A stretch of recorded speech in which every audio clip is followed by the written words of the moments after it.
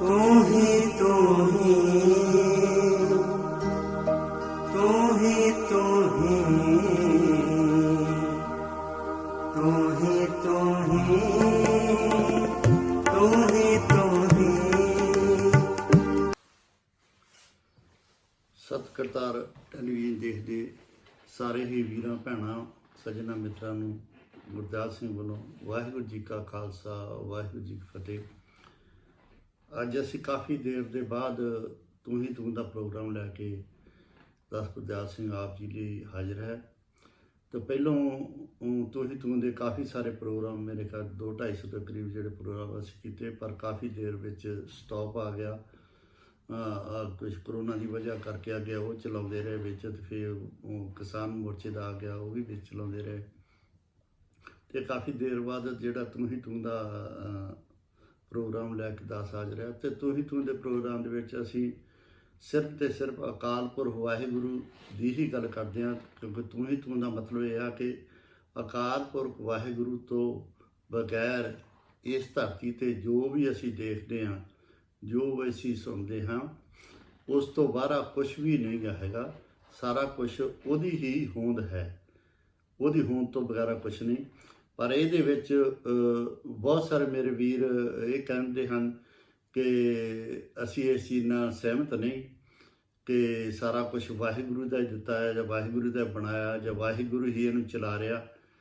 ਕਿਉਂਕਿ ਜਿਹੜੇ ਉਸ ਨੂੰ ਮੰਨਣ ਵਾਲੇ ਆ, ਅਸਲੀ ਵਿੱਚ ਜਿਹੜੇ ਉਹਦੇ ਭਗਤ ਆ, ਉਹ ਤਾਂ ਇਹੀ ਕਹਿੰਦੇ ਆ ਕਿ ਉਹ ਤੋਂ ਬਗੈਰ ਹੋਰ ਕੁਛ ਨਹੀਂ, ਤੂੰ ਹੀ ਤੂੰ ਆ, ਜਿੱਧਰ ਵੀ ਦੇਖੋ ਤੂੰ ਹੀ ਤੂੰ ਆ, ਇਸ ਤੋਂ ਬਗੈਰ ਹੋਰ ਕੁਛ ਨਹੀਂ।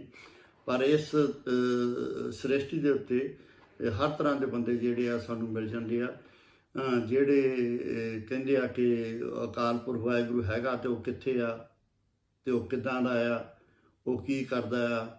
ਉਹ ਆਪਣੀ ਜਿਹੜੀ ਆ ਉਹ ਸੋਚਣੀ ਆਪਣੇ ਦਿਮਾਗ ਦੇ ਨਾਲ ਜਿਹੜੇ ਆ ਦੌੜਾਈ ਜਾਂਦੇ ਆ। ਅਤੇ ਗੁਰੂ ਸਾਹਿਬ ਵੀ ਇਹ ਕਹਿੰਦੇ ਆ, ਜਿੱਦਾਂ ਦੀ ਕਿਸੇ ਦੀ ਬੁੱਧੀ ਆ ਉਸ ਤਰੀਕੇ ਨਾਲ, ਜਾਂ ਜਿੱਦਾਂ ਦੀ ਕਿਸੇ ਨੂੰ ਵਾਹਿਗੁਰੂ ਨੇ ਬੁੱਧੀ ਦਿੱਤੀ ਆ ਉਸ ਤਰੀਕੇ ਨਾਲ ਓਨਾ ਹੀ ਸੋਚਦਾ, ਜਾਂ ਜਿੱਥੇ ਤੱਕ ਉਹਦੀ ਲਿਮਟ ਆ ਉੱਥੇ ਤੱਕ ਹੀ ਸੋਚਦਾ। ਪਰ ਜਿਹੜੇ ਉਸ ਲਿਮਟ ਤੋਂ ਬਾਹਰ ਚਲ ਜਾਂਦੇ ਹਨ, ਉਹ ਇਹ ਕਹਿੰਦੇ ਹਨ, ਵਾਹਿਗੁਰੂ ਜੀ ਤੂੰ ਹੀ ਤੂੰ, ਤੂੰ ਹੀ ਤੂੰ, ਤੂੰ ਹੀ ਤੂੰ। ਅਤੇ ਆ ਜਿਹੜੇ ਥੋੜ੍ਹੇ ਜਿਹੇ ਸਮੇਂ ਦੇ ਵਿੱਚ ਜਿਹੜੀਆਂ ਘਟਨਾਵਾਂ ਵਾਪਰੀਆਂ ਹਨ, ਉਹਨਾਂ ਨੂੰ ਆਪਾਂ ਉਸ ਅਕਾਲ ਪੁਰਖ ਵਾਹਿਗੁਰੂ ਦੇ ਨਜ਼ਰੀਏ ਨਾਲ ਸਿੱਧ ਕਰਨ ਦੀ ਕੋਸ਼ਿਸ਼ ਕਰੀਏ। ਅਤੇ ਸ਼ਾਇਦ ਮੇਰੇ ਖਿਆਲ 'ਚ ਜਿਹੜੇ ਮੇਰੇ ਵੀਰ ਇਹ ਕਹਿੰਦੇ ਹਨ ਉਹ ਕਿੱਥੇ ਆ, ਉਹ ਕੀ ਕਰਦਾ ਆ, ਹੈਗਾ ਜਾਂ ਨਹੀਂ ਹੈਗਾ, ਜਿਹਦਾ ਨਹੀਂ ਗਾ, ਅਤੇ ਸ਼ਾਇਦ ਉਹਨਾਂ ਨੂੰ ਵੀ ਦਿਸ ਪਵੇ ਜੇ ਉਹ ਥੋੜ੍ਹੀ ਜਿਹੀ ਉਹਨਾਂ ਦੀ ਸੋਚਣੀ ਨੂੰ ਆਪਣੇ ਨੂੰ ਖੁੱਲ੍ਹੇ ਦਾਇਰੇ ਵਿੱਚ ਕਰਕੇ ਦੇਖਣਗੇ। ਆਪਾਂ ਗੱਲ ਕਰਦੇ ਹਾਂ ਅੱਜ ਜਿਹੜਾ ਚੱਲ ਰਿਹਾ, ਪਿਛਲੇ ਦੀ ਗੱਲ ਨਹੀਂ ਕਰਦੇ, ਅੱਜ ਜਿਹੜਾ ਚੱਲ ਰਿਹਾ ਕਿ ਆਪਣਾ ਕਿਸਾਨ ਮੋਰਚਾ ਹਿੰਦੁਸਤਾਨ ਦੇ ਵਿੱਚ, ਭਾਰਤ ਵਰਸ਼ ਦੇ ਵਿੱਚ ਚੱਲ ਰਿਹਾ। ਅਤੇ ਅੱਜ ਤੋਂ ਕੁਛ ਦੇਰ ਪਹਿਲਾਂ ਕਿਸੇ ਵੀ ਮੇਰੇ ਵੀਰ ਭੈਣ ਭਾਈ ਨੂੰ, ਨਾ ਤਾਂ ਜਿਨ੍ਹਾਂ ਨੇ ਮੋਰਚਾ ਚਲਾਇਆ ਉਹਨਾਂ ਨੂੰ ਪਤਾ ਸੀ ਇਸ ਗੱਲ ਦਾ ਜਿੱਥੇ ਅੱਜ ਮੋਰਚਾ ਖੜਾ ਹੈ, ਅਤੇ ਨਾ ਹੀ ਉਹਨਾਂ ਨੂੰ ਪਤਾ ਸੀ ਜਿਨ੍ਹਾਂ ਦੇ ਖਿਲਾਫ ਇਹ ਮੋਰਚਾ ਲਾਇਆ ਗਿਆ। ਜਿਨ੍ਹਾਂ ਦੇ ਖਿਲਾਫ ਇਹ ਮੋਰਚਾ ਲਾਇਆ ਗਿਆ, ਉਹਨਾਂ ਨੇ ਆਪਣੇ ਰਾਜ ਭਾਗ ਦੇ ਨਸ਼ੇ ਦੇ ਵਿੱਚ ਆ ਕੇ ਬੜੇ ਵੱਡੇ ਫੈਸਲੇ ਕਰ ਲਏ। ਜਦੋਂ ਕਹਿੰਦੇ ਅੱਤ ਤੇ ਖੁਦਾ ਦਾ ਵੈਰ ਹੁੰਦਾ, ਜਦੋਂ ਜ਼ੁਲਮ ਹੋ ਜਾਵੇ, ਜ਼ੁਲਮ ਦਾ ਭਾਂਡਾ ਭਰ ਜਾਵੇ, ਅਤੇ ਭਾਂਡਾ ਭਰ ਕੇ ਫਿਰ ਟੁੱਟਦਾ ਆ ਉਹ। ਅਤੇ ਉਸ ਹੱਦ ਤੱਕ ਜਿਹੜਾ ਆ ਉਹ ਜ਼ੁਲਮ ਜਿਹੜਾ ਜਦੋਂ ਵੱਧ ਗਿਆ, ਜਿਹਦੇ ਵਿੱਚ 2-4 ਸਿੱਧੀਆਂ ਮਿਸਾਲਾਂ ਦਿੱਤੀਆਂ ਜਾ ਸਕਦੀਆਂ ਹਨ ਕਿ ਜਦੋਂ ਨੋਟਬੰਦੀ ਦਾ ਐਲਾਨ ਕੀਤਾ ਗਿਆ, ਅਤੇ ਇੱਕੋ ਹੀ ਦਮ ਹੀ ਲੱਖਾਂ ਅਤੇ ਕਰੋੜਾਂ ਇਨਸਾਨ ਜਿਹੜੇ ਸੀਗੇ ਉਹਦੀ ਲਪੇਟ ਵਿੱਚ ਆ ਗਏ।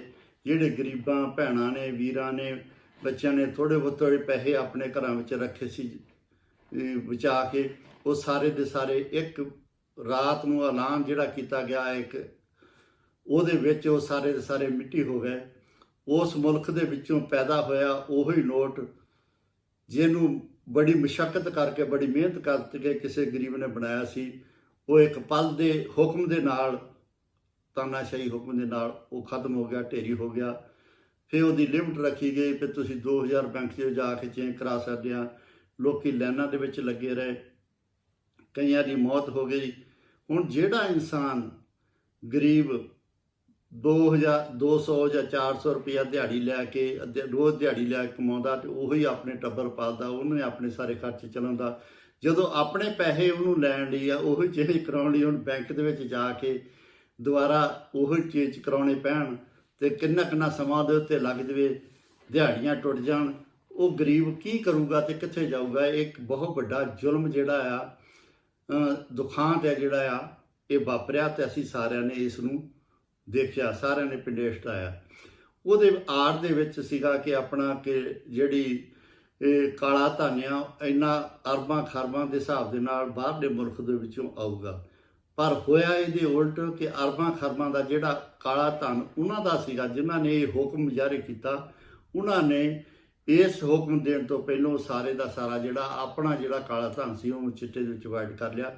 ਪਰ ਜਿਹੜੀ ਕਰੋੜਾਂ ਲੋਕਾਂ ਦੀਆਂ ਜਿਹੜੀਆਂ ਕਮਾਈ ਸੀਗੀ ਜਿਹੜੀ ਉਹਨਾਂ ਦੀ ਉਹ ਮਿੱਟੀ ਦੇ ਵਿੱਚ ਮਿਲਾ ਕੇ ਰੱਖਤੀ। ਇੱਕ ਕਹਿਰ ਵਰਤਿਆ ਜਿਹੜਾ ਸਾਡੇ ਹਿੰਦੁਸਤਾਨ ਦੇ ਵਿੱਚ ਵਰਤਿਆ। ਦੂਸਰਾ ਆ ਜਿਹੜੀ ਬਿਮਾਰੀ ਹੈ ਜਾਂ ਕੋਵਿਡ-19 ਜਿਹੜੀ ਉਹਨੂੰ ਕਹਿੰਦੇ ਆ, ਰਾਤੋਂ ਰਾਤ ਹੀ ਐਲਾਨ ਕਰਤਾ ਗਿਆ ਕਿ ਸਵੇਰ ਨੂੰ ਬਲੌਕ ਹੈ, ਜਿੱਥੇ ਵੀ ਬੰਦਾ ਹੈਗਾ ਉੱਥੇ ਹੀ ਬਲੌਕ।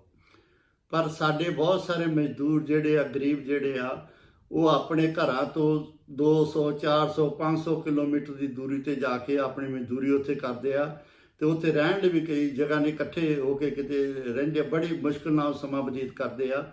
ਹੁਣ ਜਿਹੜੇ ਘਰਾਂ 'ਚ ਬੈਠੇ ਆ ਉਹ ਉੱਥੇ ਦੁਖੀ ਆ, ਜਿਹੜੇ ਉੱਥੇ ਰਹਿ ਗਏ ਆ ਉੱਥੇ ਦੁਖੀ ਆ। ਕਿੰਨੀ ਲੰਮਾ ਸਮਾਂ ਇਹ ਜਿਹੜਾ ਇਸੇ ਤਰੀਕੇ ਨਾਲ ਚੱਲਦਾ ਰਿਹਾ ਤੇ ਉਹ ਉੱਥੇ ਤੜਫਦੇ ਕਈ ਮਰ ਗਏ ਤੇ ਕਈ ਜਿਹੜੇ ਜਿੱਥੇ ਬਲੌਕ ਹੋਏ ਸੀ ਉੱਥੇ ਤੜਫਦੇ ਕਈ ਮਰ ਗਏ। ਕਈ ਵਿਚਾਰੇ ਪੈਦਲ ਤੁਰ ਕੇ ਜਾਂਦੇ ਰਹੇ ਕਿਉਂਕਿ ਰੇਲਾਂ ਗੱਡੀਆਂ ਜਿਹੜੀਆਂ ਸਾਰੇ ਦਾ ਸਾਰਾ ਸਿਸਟਮ ਯਕਦਮ ਬਲੌਕ ਕਰਤਾ ਗਿਆ। ਜਦੋਂ ਕਿ ਇਹ ਵੀ ਇੱਕ ਉਸੇ ਤਰੀਕੇ ਦਾ ਤਾਨਾਸ਼ਾਹੀ ਹੁਕਮ ਹੋਇਆ ਜਿਹੜਾ ਕਿ ਪਹਿਲੋਂ ਨੋਟਬੰਦੀ ਦੇ ਹਿਸਾਬ ਦੇ ਨਾਲ ਹੋਇਆ ਸੀਗਾ। ਇਹ ਵੀ ਇੱਕ ਤਾਨਾਸ਼ਾਹੀ ਦੇ ਨਾਲ ਇਹ ਜਿਹੜਾ ਹੁਕਮ ਜਿਹੜਾ ਕੀਤਾ ਗਿਆ, ਜਿਹੜਾ ਇਹ ਹੁਕਮ ਵਰਤਾਇਆ ਗਿਆ। ਕਿਸੇ ਨੂੰ ਉਹਦੇ ਵਿੱਚ ਕੋਈ ਸਹੂਲਤ ਨਹੀਂ ਦਿੱਤੀ ਗਈ। ਜਿਹੜੇ ਅਮੀਰ ਲੋਕ ਸੀ ਜਿਨ੍ਹਾਂ ਕੋਲ ਪੈਸਾ ਸੀ ਉਹਨਾਂ ਤੋਂ ਕੋਈ ਏਡੀ ਪ੍ਰੋਬਲਮ ਵਾਲੀ ਗੱਲ ਨਹੀਂ ਸੀ, ਪਰ ਜਿਹੜੇ ਗਰੀਬ ਆ, ਬਹੁਤ ਸਾਰੇ ਗਰੀਬ ਜਿਹੜੇ ਆ ਇਹਦੇ ਵਿੱਚ ਮਾਰੇ ਗਏ ਔਰ ਬਹੁਤ ਸਾਰੇ ਲੋਕਾਂ ਨੇ ਇਹਦੇ ਉੱਤੇ ਕਸ਼ਟ ਜਿਹੜਾ ਝੱਲਿਆ। ਤੇ ਉਹਦੀ ਆੜ ਦੇ ਵਿੱਚ ਹੀ ਉਸ ਦੀ ਆੜ ਦੇ ਵਿੱਚ ਹੀ ਇੱਕ 370 ਧਾਰਾ ਵਾਲਾ ਜਿਹੜਾ ਕਾਨੂੰਨ ਆ ਉਹ ਵੀ ਉੱਥੇ ਬਣਾ ਦਿੱਤਾ ਗਿਆ ਕਸ਼ਮੀਰ ਦੇ ਵਿੱਚ। ਉਹ ਕਸ਼ਮੀਰ ਸਾਰੇ ਨੂੰ ਬੰਦ ਕਰਤਾ ਗਿਆ। ਉਹ ਬੰਦ ਕਰਨ ਤੋਂ ਬਾਅਦ ਉੱਥੇ ਜੋ ਜ਼ੁਲਮ ਢਾਏ ਗਏ, ਜੋ ਜ਼ੁਲਮ ਉੱਥੇ ਵਾਪਰੇ, ਉਹ ਤਾਂ ਉੱਥੇ ਦੇ ਲੋਕ ਹੀ ਦੱਸ ਸਕਦੇ ਆ, ਜਿਨ੍ਹਾਂ ਦੀਆਂ ਆਹਾਂ ਜਿਹੜੀਆਂ ਅਜੇ ਤੱਕ ਵੀ ਸੁਣਿਆ ਨਹੀਂ ਜਾਂਦੀਆਂ। ਜੋ ਉਸ ਸਮੇਂ ਦੇ ਵਿੱਚ ਸਾਰੀ ਦੁਨੀਆ ਨਾਲ ਉਸ ਏਰੀਏ ਨੂੰ ਤੋੜ ਦੇਣਾ, ਇਹ ਵੀ ਇੱਕ ਬਹੁਤ ਵੱਡਾ ਜ਼ੁਲਮ ਸੀ। ਤੇ ਉਹ ਜਿਹੜਾ ਭਾਂਡਾ ਸੀਗਾ ਪਾਪ ਦਾ, ਕੂੜ ਨਖੁੱਟੇ ਨਾਨਕਾ ਓੜਕ ਸੱਚ ਰਹੀ, ਉਹ ਪਾਪ ਦਾ ਭਾਂਡਾ ਜਿਹੜਾ ਉਹ ਭਰਦਾ ਰਿਹਾ। ਪਰ ਅਖੀਰ ਤੇ ਆਪਾਂ ਜਿਹੜੀ ਜਿੱਥੇ ਜਾ ਕੇ ਪਹੁੰਚਣਾ ਕਿ ਤੂੰ ਹੀ ਤੂੰ ਦੇ ਪ੍ਰੋਗਰਾਮ ਵਿੱਚ ਇਸ ਨੂੰ ਆਪਾਂ ਕਿਉਂ ਲੈ ਕੇ ਆਏ ਆ ਜਾਂ ਇਸ ਦੀ ਗੱਲ ਕਿਉਂ ਕਰ ਰਹੇ ਆ, ਉਹਦੀ ਕੁਦਰਤ ਨੂੰ, ਕਾਦਰ ਦੀ ਕੁਦਰਤ ਨੂੰ ਸਮਝਣਾ ਜਿਹੜਾ ਆ ਉਹ ਬਹੁਤ ਜ਼ਰੂਰੀ ਆ। ਜਦ ਤੱਕ ਅਸੀਂ ਇਹ ਘਟਨਾਵਾਂ ਜੋ ਸਾਡੇ ਸਮਾਜ ਵਿੱਚ ਵਰਤਦੀਆਂ, ਸਾਡੇ ਪਰਿਵਾਰ ਵਿੱਚ ਵਾਪਰਦੀਆਂ, ਉਹਨਾਂ ਦੇ ਉੱਤੇ ਅਸੀਂ ਖੋਜ ਨਹੀਂ ਕਰਾਂਗੇ ਤੇ ਅਸੀਂ ਉੱਥੇ ਤੱਕ ਨਹੀਂ ਪਹੁੰਚ ਸਕਦੇ ਜਿੱਥੇ ਤੱਕ ਅਸੀਂ ਇਹ ਪਹੁੰਚਣਾ। ਭਈ ਪ੍ਰਾਪਤ ਮਨੁੱਖ ਦੇ ਹਰੀਆ ਗੋਬਿੰਦ ਮਿਲ ਕੀ ਇਹ ਤੇਰੀ ਵਰੀਆ। ਜੇ ਅਸੀਂ ਉਹਦੀ ਖੋਜ ਨਹੀਂ ਕਰਾਂਗੇ ਤੇ ਅਸੀਂ ਉੱਥੇ ਤੱਕ ਨਹੀਂ ਪਹੁੰਚ ਸਕਦੇ। ਉਹਦੇ ਵਾਸਤੇ ਸਾਨੂੰ ਖੋਜ ਕਰਨੀ ਪਊਗੀ ਤੇ ਉਸ ਖੋਜ ਦੇ ਤਹਿਤ ਅਸੀਂ ਆਪਾਂ ਅੱਜ ਦੀ ਜਿਹੜੀ ਵਿਚਾਰਿਆ ਉਹ ਕਰ ਰਹੇ ਹਾਂ। ਤੇ ਜਦੋਂ ਉਹਦੀ ਆੜ ਦੇ ਵਿੱਚ ਇੱਦਾਂ ਦੇ ਵੀ ਕਈ ਕਾਨੂੰਨ ਬਣਾ ਦਿੱਤੇ ਗਏ ਜਿਹੜੇ ਕਿ ਆਮ ਇਨਸਾਨਾਂ ਦੇ ਵਾਸਤੇ ਬਹੁਤ ਹੀ ਘਾਤਕ ਸਾਬਤ ਹੋਏ, ਜਿਨ੍ਹਾਂ ਦਾ ਉਹ ਫਾਇਦਾ ਉਹਨਾਂ ਨਹੀਂ ਹੋਇਆ ਜਿੰਨਾ ਕਿ ਜ਼ਿਆਦਾ ਨੁਕਸਾਨ ਹੋ ਸਕਦਾ। ਪਰ ਲੋਕੀ ਸੋਚਦੇ ਸੀਗੇ ਵੀ ਸ਼ਾਇਦ ਇਹ ਜਿਹੜੇ ਕਾਨੂੰਨ ਆ ਇਹਨਾਂ ਦੇ ਨਾਲ ਕੋਈ ਦੇਸ਼ ਨੂੰ, ਮੁਲਕ ਨੂੰ, ਸਾਡੇ ਨੂੰ, ਜਿਹਦੇ ਅਸੀਂ ਵਸਨੀਕ ਆ ਵੀ ਉਹਨੂੰ ਫਾਇਦਾ ਹੋਵੇ। ਕਿਉਂਕਿ ਹਰ ਬੰਦਾ ਸੋਚਦਾ ਵੀ ਜਿਹੜੇ ਮੁਲਕ ਦੇ ਵਿੱਚ ਮੈਂ ਰਹਿਣਾ ਉਹਦਾ ਲਾਭ ਹੋਵੇ, ਉਹਨੂੰ ਫਾਇਦਾ ਹੋਵੇ, ਸਾਡਾ ਮੁਲਕ ਜਿਹੜਾ ਤਰੱਕੀ ਕਰੇ, ਸਾਡੀ ਸ਼ਾਨ ਵਧੇ, ਸਾਡੀ ਸਾਰਿਆਂ ਦੀ। ਪਰ ਉਹਦੀ ਆੜ ਦੇ ਵਿੱਚ ਜੋ ਕੁਝ ਹੋਇਆ ਉਹਦਾ ਨਤੀਜਾ ਅੱਜ ਸਾਨੂੰ ਦੇਖਣ ਦੇ ਵਿੱਚ ਮਿਲ ਰਿਹਾ। ਉਹ ਜਿਹੜੇ ਕਾਨੂੰਨ ਹੁਣ ਆਪਣੇ ਕਿਸਾਨਾਂ ਦੇ ਵਾਸਤੇ ਜਿਹਨੂੰ ਕਾਲੇ ਕਾਨੂੰਨ ਦਾ ਨਾਂ ਦਿੱਤਾ ਗਿਆ, ਵੀ ਉਹ ਕਾਨੂੰਨ ਜਿਹੜੇ ਜਦੋਂ ਸਰਕਾਰ ਨੇ ਬਣਾ ਕੇ ਲਿਆ ਕੇ ਥੋਪ ਦਿੱਤੇ ਲੋਕਾਂ ਦੇ ਉੱਤੇ, ਔਰ ਉਹ ਵੀ ਕਿਹੜੇ ਤਰੀਕੇ ਨਾਲ ਉੱਥੋਂ ਪਾਸ ਕਰਾਏ ਗਏ, ਉਹਦੇ 'ਤੇ ਕੋਈ ਵਿਚਾਰ ਜਾਂ ਬਹਿਸ ਨਹੀਂ ਕੀਤੀ ਗਈ। ਪਰ ਇਹੀ ਤਾਂ ਜ਼ਾਲਮ ਦੀ ਨਿਸ਼ਾਨੀ ਹੁੰਦੀ ਆ ਕਿ ਉਹ ਜੇ ਜ਼ਾਲਮ ਆ ਉਹਦੇ ਵਿੱਚ ਇੰਨਾ ਹੰਕਾਰ ਆ ਜਾਂਦਾ, ਉਹ ਬੇਖੌਫ ਹੋ ਜਾਂਦਾ ਤੇ ਬੇਖੌਫ ਹੋ ਕੇ ਉਹ ਕੰਮ ਕਰ ਬਹਿੰਦਾ ਜਿਹੜੇ ਉਹਨੂੰ ਨਹੀਂ ਕਰਨੇ ਚਾਹੀਦੇ। ਤੇ ਇਸੇ ਤਰੀਕੇ ਨਾਲ ਉਹ ਬੇਖੌਫ ਹੋ ਕੇ ਆਪਣੇ ਜਿਹੜੇ ਕਾਰਜ ਜਿਹੜੇ ਆ ਉੱਥੇ ਕਰਦੇ ਰਹੇ ਤੇ ਉਹਨਾਂ ਕਾਰਜਾਂ ਦਾ ਨਤੀਜਾ ਜਿਹੜਾ ਅੱਜ ਸਾਡੇ ਸਾਹਮਣੇ ਆ ਰਿਹਾ, ਜਿਸ ਤੋਂ ਅਸੀਂ ਕੋਈ ਸੇਧ ਲੈਣ ਦੀ ਕੋਸ਼ਿਸ਼ ਕਰਨੀ ਆ, ਉਹ ਜਿਹੜਾ ਆ ਕਾਨੂੰਨ ਬਣਾ ਦਿੱਤੇ ਗਏ। ਤੇ ਕੁਛ ਮੇਰੇ ਵੀਰਾਂ ਨੇ, ਜਥੇਬੰਦੀਆਂ ਨੇ, ਪੰਜਾਬ ਦਿਆਂ ਨੇ ਉਹਦੇ ਖਿਲਾਫ ਆਵਾਜ਼ ਉਠਾਈ ਵੀ ਇਹ ਕਾਨੂੰਨ ਜਿਹੜੇ ਆ ਚੰਗੇ ਨਹੀਂ, ਇਹ ਘਾਤਕ ਹੈ, ਇਹਨਾਂ ਤੋਂ ਨੁਕਸਾਨ ਹੋ ਸਕਦਾ ਹੈ, ਜ਼ਿਆਦਾ ਜ਼ਮੀਨਾਂ ਖੋਹੀਆਂ ਜਾ ਸਕਦੀਆਂ, ਸਾਡੇ ਰੇਟ ਜਿਹੜੇ ਆ ਉਹ ਅੱਗੇ ਨਹੀਂ ਸਾਨੂੰ ਪੂਰੇ ਮਿਲਦੇ। ਇਹ ਤਾਂ ਅਸੀਂ ਸਾਰੀ ਦੁਨੀਆ ਜਾਣਦੀ ਹੈ ਕਿ ਵਰਲਡ ਲੈਵਲ ਦੇ ਉੱਤੇ ਜਿੰਨੇ ਵੀ ਕਿਸਾਨ ਹੈਗੇ ਆ ਉਹਨਾਂ ਦਾ ਪੂਰਾ ਹੱਕ ਜਿਹੜਾ ਆ ਉਹ ਬਣਦਾ ਨਹੀਂ ਮਿਲਦਾ, ਕਿਉਂਕਿ ਬਹੁਤ ਸਾਰੇ ਇਲਾਕਿਆਂ ਦੇ ਵਿੱਚ ਜਿੰਨੀ ਉਹਦੀ ਉਪਜ ਹੁੰਦੀ ਆ ਉਹ ਤੋਂ ਵੀ ਘੱਟ ਜਿਹੜਾ ਉਹਨੂੰ ਕਈ ਵਾਰੀ ਪੈਸੇ ਮਿਲਦੇ ਆ। ਕਈ ਵਾਰੀ ਇੱਦਾਂ ਵੀ ਹੋਈਆਂ ਕਿ ਫਸਲਾਂ ਜਿਹੜੀਆਂ ਹੋ ਜਾਂਦੀਆਂ ਪਰ ਉਹਨੂੰ ਲੈਣ ਵਾਲਾ ਖਰੀਦਦਾਰ ਕੋਈ ਨਹੀਂ ਹੁੰਦਾ। ਅਸੀਂ ਦੇਖਿਆ ਕਈ ਵਾਰੀ ਟਰਾਲੀਆਂ ਦੇ ਹਿਸਾਬ ਨਾਲ, ਟਰੱਕਾਂ ਦੇ ਹਿਸਾਬ ਨਾਲ ਕੋਲਡ ਸਟੋਰਾਂ 'ਚ ਪੈ ਗਲ ਜਾਂਦੇ ਆ, ਜਾਂ ਸੜਕਾਂ ਦੇ ਉੱਤੇ ਉਹਨਾਂ ਨੂੰ ਢੇਰੀ ਕਰਨੇ ਪੈਂਦੇ ਆ। ਉਹਨਾਂ ਨੂੰ ਚੱਕਣ ਵਾਲਾ, ਰੱਖਣ ਵਾਲਾ ਵੀ ਕੋਈ ਨਹੀਂ ਮਿਲਦਾ। ਕਈ ਵਾਰੀ ਬਾਰਤਾਨੇ ਦਾ ਵੀ ਜਿਹੜਾ ਉਹਨਾਂ ਦਾ ਹਿਸਾਬ ਤਾਂ ਨਹੀਂ। ਇੱਦਾਂ ਦੀਆਂ ਬਹੁਤ ਸਾਰੀਆਂ ਮੁਸ਼ਕਲਾਂ ਜਿਹੜੀਆਂ ਉਹਨਾਂ ਦੇ ਸਾਹਮਣੇ ਆਉਂਦੀਆਂ, ਪਰ ਇਸ ਦੇ ਬਾਵਜੂਦ ਵੀ ਉਹ ਜਿਹੜੇ ਕਾਨੂੰਨ ਬਣਾ ਦਿੱਤੇ ਗਏ ਤੇ ਉਹਨੂੰ ਨਾਂ ਦਿੱਤਾ ਗਿਆ ਵੀ ਇਹ ਕਿਸਾਨਾਂ ਦੇ ਭਲੇ ਵਾਸਤੇ ਆ, ਇਹਦੇ ਨਾਲ ਕਿਸਾਨਾਂ ਦੀ ਜ਼ਿੰਦਗੀ ਸੁਧਰ ਜਾਊਗੀ, ਕਿਸਾਨਾਂ ਦੀ ਜਿਹੜੀ ਕੀਮਤ ਆ ਦੁੱਗਣੀ ਤਿੱਗਣੀ ਚੌਗਣੀ ਹੋ ਜਾਊਗੀ।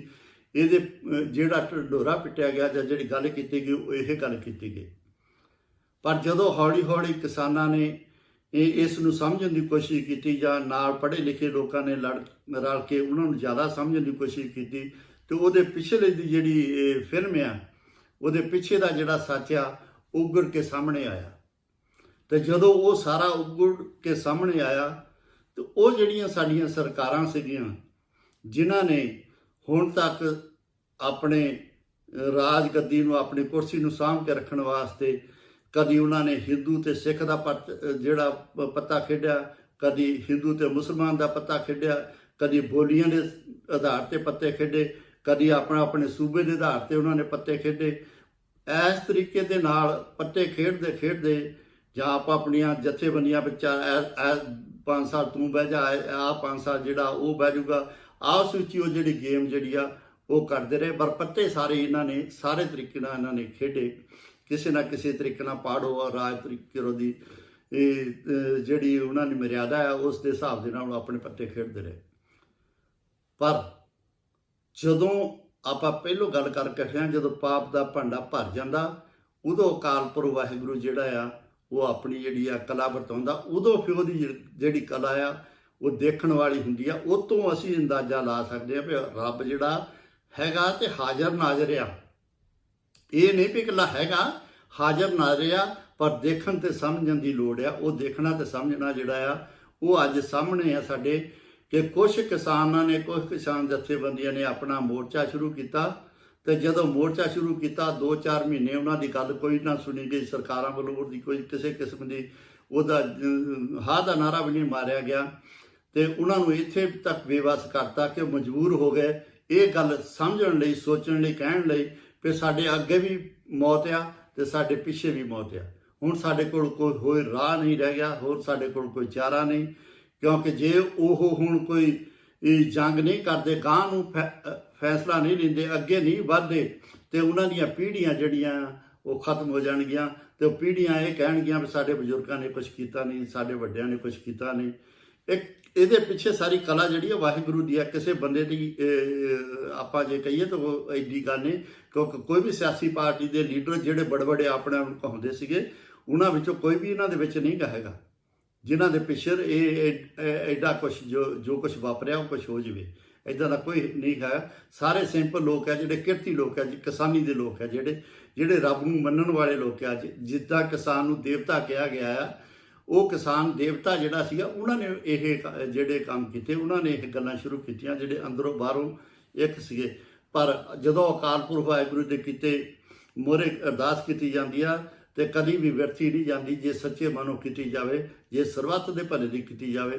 ਸਰਬੱਤ ਦੇ ਭਲੇ ਦੀ ਕੀਤੀ ਹੋਈ ਅਰਦਾਸ ਸਿੱਖ ਤਾਂ ਹਮੇਸ਼ਾ ਸਵੇਰੇ ਸ਼ਾਮ ਤੁਰਦੇ ਫਿਰਦੇ ਵੀ ਇਹ ਗੱਲ ਕਰਦਾ, ਨਾਨਕ ਨਾਮ ਚੜ੍ਹਦੀ ਕਲਾ ਤੇਰੇ ਭਾਣੇ, ਸਰਬੱਤ ਦਾ ਭਲਾ, ਅਸੀਂ ਸਰਬੱਤ ਦੇ ਭਲੇ ਦੀ ਗੱਲ ਕਰਦੇ ਹਾਂ। ਤੇ ਜਦੋਂ ਉਹਨਾਂ ਨੇ ਇਹ ਗੱਲ ਕੀਤੀ ਜਾਂ ਇਸ ਵੱਲ ਨੂੰ ਤੁਰੇ, ਅੱਗੇ ਨੂੰ ਤੁਰੇ, ਜਦੋਂ ਦੀਦਾ ਆ ਤੇ ਸਾਡੀ ਇੱਥੇ ਨਹੀਂ ਗੱਲ ਸੁਣੀ ਗਈ, ਹੋ ਸਕਦਾ ਉੱਥੇ ਜਾ ਕੇ ਦਿੱਲੀ ਜਾ ਕੇ ਸਾਡੀ ਗੱਲ ਸੁਣੀ ਜਾਵੇ।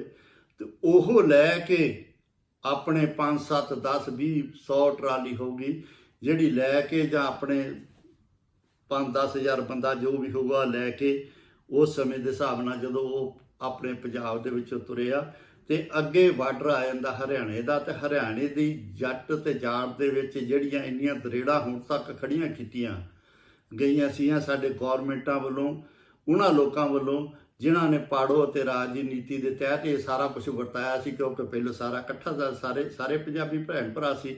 ਅਸੀਂ ਤਾਂ ਇਹ ਮੰਨਦੇ ਹਾਂ, ਅੱਬਲ ਅੱਲਾ ਨੂਰ ਪਾਇਆ ਕੁਦਰਤ ਕੇ ਸਭ ਬੰਦੇ, ਏਕ ਨੂਰ ਤੇ ਸਭ ਜਗ ਉਪਜਿਆ, ਕੌਣ ਭਲੇ ਕੋ ਮੰਦੇ। ਅਸੀਂ ਤਾਂ ਉਸ ਚੀਜ਼ ਦੇ ਧਾਰਨੀ ਆ। ਪਰ ਇਹਨਾਂ ਸਰਕਾਰਾਂ ਨੇ ਭਰਾਵਾਂ ਦੇ ਵਿੱਚ ਵੀ ਜਿਹੜੀ ਆ ਉਹ ਵੱਟ ਪਾਈ ਸੀਗੀ, ਕਿਸੇ ਨੂੰ ਜਾਟ ਕਹਿਤਾ ਤੇ ਕਿਸੇ ਨੂੰ ਜੱਟ ਕਹਿਤਾ। ਜਦੋਂ ਉਹ ਭਰਾ ਜਿਹੜੇ ਸੀ ਉੱਥੇ ਵੱਟ ਦੇ ਉੱਤੇ ਆ ਤੇ ਉੱਥੇ ਜਿਹੜੀਆਂ ਸਰਕਾਰਾਂ ਸੀਗੀਆਂ ਉਹਨਾਂ ਨੇ ਉੱਥੇ ਬੜੇ ਬੜੇ ਪੱਥਰ ਲਾਤੇ, ਬੜੇ ਬੜੇ ਟਰੱਕ ਮਿੱਟੀ ਦੇ ਭਰ ਕੇ ਰੱਖਤੇ, ਕੰਡਿਆਂ ਵਾਲੀਆਂ ਤਾਰਾਂ ਲਾਤੀਆਂ, ਬੜੀ ਜਿਹੜੀਆਂ ਮਸ਼ੀਨਾਂ ਜਿਹੜੀਆਂ ਗੋਲੀ ਦੀ ਥਾਂ ਤੇ ਪਾਣੀ ਦੀ ਬਾਰਿਸ਼ ਕਰਦੀਆਂ ਪਰ ਗੋਲੀ ਵਾਂਗ ਵੱਜਦਾ, ਐਸੇ ਉਹ ਸਾਰੇ ਹੱਥ ਕੰਡੇ ਜਿਹੜੇ ਉੱਥੇ ਵਰਤੇ। ਤੇ ਉਸ ਸਮੇਂ ਜਿਹੜਾ ਭਾਣਾ ਵਰਤਿਆ, ਜਿਹੜੀ ਕਲਾ ਉਸ ਸਮੇਂ ਵਰਤੀ, ਉੱਥੇ ਸਾਨੂੰ ਕਹਿਣਾ ਬਣਦਾ ਤੂੰ ਹੀ ਤੂੰ, ਉਸ ਤੋਂ ਬਗੈਰ ਹੋਰ ਕੋਈ ਵੀ ਉੱਥੇ ਕੰਮ ਨਹੀਂ ਆ ਸਕਦਾ। ਜਦੋਂ ਸਾਡੀ ਸੋਚਣੀ, ਜਦੋਂ ਸਾਡੀ ਤਾਕਤ ਜਿਹੜੀ ਆ ਉਹ ਖਤਮ ਹੋ ਜਾਂਦੀ ਆ, ਉਦੋਂ ਅਕਾਲ ਪੁਰਖ ਜਿਹੜਾ ਆ ਆਪਣੀ ਕਲਾ ਵਰਤਾਉਂਦਾ ਆ। ਤੇ ਉਹਨੇ ਉਹ ਕਲਾ ਵਰਤਾਈ ਜਿਹੜਾ ਭਰਾਵਾਂ ਨੂੰ ਆਪਸ ਵਿੱਚ ਹੀ ਖੜੇ ਕੀਤਾ ਸੀ ਲੜਨ ਮਰਨ ਵਾਸਤੇ। ਜਦੋਂ ਵੀ ਇਹ ਉਹ ਆਪਸ ਵਿੱਚ ਹੀ ਟਕਰਾਉਂਦੇ ਸੀਗੇ, ਹੁਣ ਤੱਕ ਅਸੀਂ ਟਕਰਾਉਂਦੇ ਹੀ ਦੇਖਦੇ ਆਏ ਹਾਂ। ਤੇ ਉਹਨਾਂ ਭਰਾਵਾਂ ਨੇ ਉੱਥੇ ਆ ਕੇ ਉਸ ਸਮੇਂ ਜੱਫੀਆਂ ਪਾਈਆਂ, ਜਿੱਥੇ ਇੱਕ ਪਾਸੇ ਵੀ ਪਿੱਛੇ ਵੀ ਮੌਤ ਸੀ ਤੇ ਅੱਗੇ ਵੀ ਮੌਤ ਸੀ। ਤੇ ਉਸ ਸਮੇਂ ਉਹਨਾਂ ਨੇ ਸਾਰਿਆਂ ਨੇ ਆਪਸ ਵਿੱਚ ਜੱਫੀਆਂ ਪਾ ਕੇ ਤੇ ਉਹਨਾਂ ਨੇ ਕਿਹਾ ਇਹ ਮੇਰਾ ਵੱਡਾ ਭਰਾ ਆ ਤੇ ਇਹ ਮੇਰਾ ਛੋਟਾ ਭਰਾ ਆ। ਤੇ ਉਹਨਾਂ ਨੇ ਕਿਹਾ ਇਹ ਮੇਰਾ ਸਰੀਰ ਆ ਤੇ ਮੈਂ ਇਹਦੇ ਮੂਹਰੇ ਬਣ ਕੇ ਢਾਲ ਬਣ ਕੇ ਖੜਾ ਆ, ਪਹਿਲੀ ਗੋਲੀ ਮੇਰੇ ਵੱਜੂਗੀ ਫੇਰ ਮੇਰੇ ਭਰਾ ਦੇ ਲੱਗੂਗੀ। ਉਹ ਦੁਸ਼ਮਣ ਜਿਹੜੇ ਕਿੰਨੇ ਸਾਲਾਂ ਤੋਂ ਅਸੀਂ ਦੇਖਦੇ ਆਏ ਆ ਕਿ ਦੁਸ਼ਮਣੀ ਦੇ ਵਿੱਚ ਇਹ ਸਾਰਾ ਕੁਝ ਵਾਪਰਦਾ। ਪਰ ਉਸ ਸਮੇਂ ਜਦੋਂ ਐਡਾ ਕੁਛ ਉੱਥੇ ਬਾਰਡਰ ਦੇ ਉੱਤੇ ਪਿਆ ਸੀ ਤੇ ਉਸ ਸਮੇਂ ਜੇ ਭਰਾਵਾਂ ਨੇ ਆਪਸੀ ਜੱਫੀਆਂ ਪਾਈਆਂ ਤੇ ਉਹ ਪੱਥਰ ਜਿਹੜੇ ਸੀ, ਕੰਡਿਆਲੀਆਂ ਤਾਰਾਂ ਸੀ ਜਾਂ ਬੜੇ ਟਰੱਕ ਭਰ ਕੇ ਰੱਖੇ ਸੀ, ਸਾਰੇ ਪਤਾ ਨਹੀਂ ਲੱਗਾ ਕਿਹੜੇ ਸਮੇਂ ਐਦਾਂ ਤੇ ਐਦਾਂ ਹੁੰਦੇ ਰਹੇ, ਖੱਡੇ ਪੁੱਟੇ ਗਏ ਧਰਤੀ ਦੇ ਵਿੱਚ ਸਾਰੇ ਦੇ ਸਾਰੇ ਉਸ ਸਮੇਂ ਭਰ ਕੇ। ਤੇ ਉਹ ਜਿਹੜੀਆਂ ਅਕਾਲ ਪੁਰਖ ਵਾਹਿਗੁਰੂ ਦੀਆਂ ਫੌਜਾਂ ਸੀਗੀਆਂ ਉਹ ਅੱਗੇ ਆਪਣੀ ਮੰਜ਼ਿਲ ਵਧਦੀਆਂ ਰਹੀਆਂ। ਇਹ ਜੇ ਕਿਸੇ ਕੋਈ ਮੇਰਾ ਵੀਰ ਕਹਿੰਦਾ ਮੈਨੂੰ ਰੱਬ ਦਾ ਪਤਾ ਨਹੀਂ, ਮੈਂ ਰੱਬ ਦੇਖਿਆ ਨਹੀਂ, ਮੈਂ ਰੱਬ ਸੁਣਿਆ ਨਹੀਂ, ਤੇ ਇਸ ਜਗ੍ਹਾ ਤੇ ਇਹ ਮੌਕੇ ਤੇ ਇਸ ਗੱਲ ਨੂੰ ਦੇਖਦੇ ਹੋਏ, ਸਾਰੇ ਦ੍ਰਿਸ਼ ਨੂੰ ਦੇਖਦੇ ਹੋਏ ਸਾਨੂੰ ਸਮਝ ਲੈਣਾ ਚਾਹੀਦਾ ਕਿ ਇਹ ਕਿਸੇ ਇੱਕ ਬੰਦੇ ਦਾ ਕੰਮ ਨਹੀਂ, ਕਿਸੇ ਇੱਕ ਜਥੇਬੰਦੀ ਦਾ ਕੰਮ ਨਹੀਂ, ਕਿਸੇ ਜੱਟ ਦਾ ਕੰਮ ਨਹੀਂ, ਕਿਸੇ ਜਾਟ ਦਾ ਕੰਮ ਨਹੀਂ। ਇਹ ਅਕਾਲ ਪੁਰਖ ਵਾਹਿਗੁਰੂ ਨੇ ਆਪਣੀ ਕਲਾ ਵਰਤਾ ਕੇ, ਉੱਥੇ ਕੋਈ ਨਹੀਂ ਦੇਖਿਆ ਗਿਆ ਇਹ ਹਿੰਦੂ ਆ, ਇਹ ਸਿੱਖ ਆ, ਇਹ ਮੁਸਲਮਾਨ ਹੈ, ਈਸਾਈ ਆ, ਉੱਥੇ ਸਾਰੇ ਦੇ ਸਾਰੇ ਭਾਈ ਸੀਗੇ। ਉੱਥੇ ਇੱਕੋ ਜਿਹਦਾ ਸੀਗਾ, ਇੱਕ ਜ਼ੁਲਮ ਕਰਨ ਵਾਲਾ ਆ, ਇੱਕ ਦੇ ਉੱਤੇ ਜ਼ੁਲਮ ਹੋ ਰਿਹਾ ਹੈ। ਤੇ ਜਿਹਦੇ ਉੱਤੇ ਜ਼ੁਲਮ ਹੋ ਰਿਹਾ ਸੀਗਾ ਉਹਨਾਂ ਨੂੰ ਵਾਹਿਗੁਰੂ ਨੇ ਅਕਾਲ ਪੁਰਖ ਨੇ ਸੋਝੀ ਬਖਸ਼ੀ ਤੇ ਉਹ ਸਾਰੇ ਦੇ ਸਾਰੇ ਇਕੱਠੇ ਹੋਏ। ਏਕੇ ਵਿੱਚ ਬਰਕਤ ਹੁੰਦੀ ਆ। ਉਹ ਸਾਰੇ ਦੇ ਸਾਰੇ ਇੱਦਾਂ ਇਕੱਠੇ ਹੋਏ ਕਿ ਉਹ ਜਿਹੜਾ ਜ਼ਾਲਮ ਆ ਉਹ ਵੀ ਇਸ ਨੂੰ ਵੀ ਇਹ ਗਿਆਨ ਨਹੀਂ ਸੀਗਾ ਕਿ ਇੱਦਾਂ ਵੀ ਹੋ ਸਕਦੀ ਆ, ਇੱਦਾਂ ਵੀ ਹੋ ਸਕਦੀ ਆ ਵੀ ਇੱਕ ਬਾਰੀਆ ਲੱਗਾ, ਦੂਸਰਾ ਬਾਰੀਆ ਲੱਗਾ, ਤੀਸਰਾ ਬਾਰੀਆ ਲੱਗਾ ਤੇ ਸਾਰੇ ਦੇ ਸਾਰੇ ਬਾਰੀਏ ਜਿਹੜੇ ਆ ਉਹ ਇੱਦਾਂ ਗੇਟ ਵਾਂਗੂ ਖੁੱਲ੍ਹਦੇ ਜਾਣ। ਕੌਣ ਕਰ ਸਕਦਾ? ਐਡੇ ਐਡੇ ਭਾਰੇ ਪੱਥਰ ਕੌਣ ਮੁੰਡੇ ਧੱਕਾ ਲਾ ਕੇ ਕਿੱਦਾਂ ਅੱਗੇ ਪਿੱਛੇ ਕਰ ਸਕਦੇ ਆ? ਪਰ ਉਸ ਸਮੇਂ ਅਕਾਲ ਪੁਰਖ ਵਾਹਿਗੁਰੂ, ਉਹਨੂੰ ਭਗਵਾਨ ਕਹਿ ਲਓ, ਉਹਨੂੰ ਅੱਲਾ ਕਹਿ ਲਓ, ਉਹਨੂੰ ਵਾਹਿਗੁਰੂ ਕਹਿ ਲਓ, ਉਹਨੂੰ ਪਰਮਾਤਮਾ ਕਹਿ ਲਓ, ਜਿਹੜਾ ਵੀ ਨਾਂ ਤੁਸੀਂ ਦੇਣਾ ਚਾਹੀਦੇ ਆ ਤੁਸੀਂ ਉਹਨੂੰ ਦੇ ਲਓ। ਪਰ ਇਹ ਉਹਦੀ ਕਲਾ ਤੋਂ ਬਗੈਰ ਇਹ ਕੰਮ ਨਹੀਂ ਜੇ ਹੋ ਸਕਦਾ। ਸਾਨੂੰ ਕਿਸੇ ਨੂੰ ਵੀ ਉਹਦਾ ਮਾਣ ਤੇ ਹੰਕਾਰ ਨਹੀਂ ਕਰਨਾ ਚਾਹੀਦਾ ਮੈਂ ਕੀਤਾ ਜਾਂ ਮੇਰੀ ਜਥੇਬੰਦੀ ਨੇ ਕੀਤਾ। ਪਰ ਜੋ ਕੁਝ ਕੀਤਾ ਅਕਾਲ ਪੁਰਖ ਵਾਹਿਗੁਰੂ ਨੇ ਕੀਤਾ, ਉਸ ਅਕਾਲ ਪੁਰਖ ਵਾਹਿਗੁਰੂ ਨੇ ਕੀਤਾ ਜਿਹਨੂੰ ਅਸੀਂ ਤੂੰ ਹੀ ਤੂੰ ਦੇ ਪ੍ਰੋਗਰਾਮ 'ਚ ਤੂੰ ਹੀ ਤੂੰ ਕਹਿੰਦੇ, ਇਸ ਤੋਂ ਬਾਹਰ ਹੋ ਕੋਈ ਨਹੀਂ। ਜਿਹੜੀ ਅਗਲਾ ਐਪੀਸੋਡ ਆਊਗਾ ਉਹਦੇ ਵਿੱਚ ਜਿਹੜੀ ਅਗਲੀ ਜਿਹੜੀ ਗੱਲ ਆ ਇਹਨੂੰ ਪਰਖਣ ਦੀ ਕਰਾਂਗੇ ਕਿ ਸਮਾਂ ਜਾਤ ਨਹੀਂ ਦਾ। ਪਰ ਇਸ ਵੇਲੇ ਇਹ ਜੋ ਪਿੱਛੇ ਵਰਤਾਰਾ ਵਰਤਿਆ, ਜੋ ਆਪਾਂ ਸੁਣਿਆ ਹੈ, ਜਿਹਦੇ ਤੇ ਵਿਚਾਰ ਤੁਸੀਂ ਸੁਣੀ ਆ, ਜੇ ਉਹਨੂੰ ਅਸੀਂ ਸਾਰੇ ਭੋਖੀ ਦੇਖੀਏ ਤੇ ਇਹ ਜਿਹੜੇ ਬਾਰੀਏ ਦੇ ਆ ਗਿੱਟਾਂ ਵਾਂਗੂ ਖੁੱਲੇ ਆ, ਤੇ ਉਹ ਜਿਹੜੇ ਦੁਸ਼ਮਣ ਸੀਗੇ ਪਿਛਲੇ 17 ਸਾਲਾਂ ਤੋਂ ਆਸ ਵਿੱਚ, ਜੋ ਹਰ ਸਮੇਂ ਦੇ ਵਿੱਚ ਇੱਕ ਦੂਜੇ ਦੇ ਜਾਨ ਦੇ ਵੈਰੀ ਬਣੇ ਹੁੰਦੇ ਸੀ ਤੇ ਬਣਾਉਣ ਵਾਲੀਆਂ ਸਰਕਾਰਾਂ ਸੀਗੀਆਂ, ਉੱਤੇ ਬੈਠੇ ਸੀ। ਅੱਜ ਵੀ ਉੱਤੇ ਬੈਠੇ ਜਿਹੜੇ ਉਹ ਲੋਕ ਅੱਜ ਵੀ ਹੈਗੇ ਸੀ, ਪਰ ਉਹ ਭਰਾਵਾਂ ਦੇ ਖੂਨ ਨੇ ਉਬਾਲਾ ਖਾਧਾ ਤੇ ਖੂਨ ਨੇ ਪਹਿਚਾਣਿਆ, ਕਿਉਂਕਿ ਸਾਰਿਆਂ ਦੇ ਵਿੱਚ ਇੱਕੋ ਹੀ ਖੂਨ ਆ ਤੇ ਇੱਕੋ ਦੀ ਜੋਤ ਆ ਤੇ ਜਿਹੜੀ ਵਿੱਚ ਵਰਤਦੀ ਆ, ਤੇ ਇਹ ਉਹਦੇ ਭਾਣੇ ਤੋਂ ਬਗੈਰ ਨਹੀਂ ਹੋ ਸਕਦਾ। ਜਿਹਨੇ ਵੀ ਵੀਰਾਂ ਨੂੰ ਕੋਈ ਸ਼ੱਕ ਹੈਗੀ ਆ, ਉਹ 1 2 ਵਾਰੀ 4 ਵਾਰੀ ਅੱਖਾਂ ਮੀਟ ਕੇ ਉਸ ਉੱਤੇ ਵਿਚਾਰ ਕਰਕੇ ਦੇਖੋ ਕਿ ਇਦਾਂ ਹੋ ਸਕਦਾ, ਤੇ ਜੇ ਇਦਾਂ ਹੋ ਸਕਦਾ ਤੇ ਤੁਹਾਡੇ ਸਾਹਮਣੇ ਹੋਇਆ ਤੇ ਇਹਦਾ ਮਤਲਬ ਆ ਅਕਾਲ ਪੁਰਖ ਵਾਹਿਗੁਰੂ ਜਿਹੜਾ ਆ ਉਹ ਹਾਜ਼ਰ ਨਾਜ਼ਰ ਆ, ਉਹਨੂੰ ਦੇਖਿਆ ਇਸੇ ਤਰੀਕੇ ਨਾਲ ਜਾ ਸਕਦਾ। ਜਿਹੜੀ ਕੁਦਰਤ ਆ ਉਹ ਕਾਦਰ ਦੇ ਵਿੱਚੋਂ ਜਿਹੜਾ ਦੇਖਿਆ ਜਾ ਸਕਦਾ।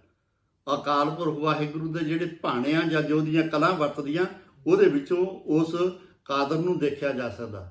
ਇਹ ਜਿਹੜੀ ਕੁਦਰਤ ਦੇ ਵਿੱਚੋਂ ਉਸ ਕਾਦਰ ਜਿਹੜੀ ਆ ਉਹ ਨਜ਼ਰ ਆਉਂਦਾ ਪਿਆ। ਇਸੇ ਤੱਕ ਜੋ ਵੀ ਆ ਅੱਜ ਦਾ ਪ੍ਰੋਗਰਾਮ ਜਿਹੜਾ ਅਸੀਂ ਇਹਨੂੰ ਸਮਾਪਤ ਕਰਦੇ ਹਾਂ। ਜਿਹੜੇ ਵੀ ਮੇਰੇ ਵੀਰ ਭੈਣ ਨੂੰ ਚੰਗਾ ਲੱਗੇ ਜ਼ਰੂਰ ਆਸ ਵਿੱਚ ਇੱਕ ਦੂਜੇ ਨਾਲ ਸ਼ੇਅਰ ਕਰ ਲਿਓ, ਤੇ ਗਾਂ ਤੋਂ ਤੂੰ ਦੇ ਜਿੰਨੇ ਵੀ ਪ੍ਰੋਗਰਾਮ ਤੁਸੀਂ ਸਤਿਕਰਤਾ ਟੈਲੀਵਿਜ਼ਨ ਤੇ ਦੇਖਦੇ ਆ, ਆਪਸ ਵਿੱਚ ਸ਼ੇਅਰ ਕਰਦੇ ਰਹਿਣਾ।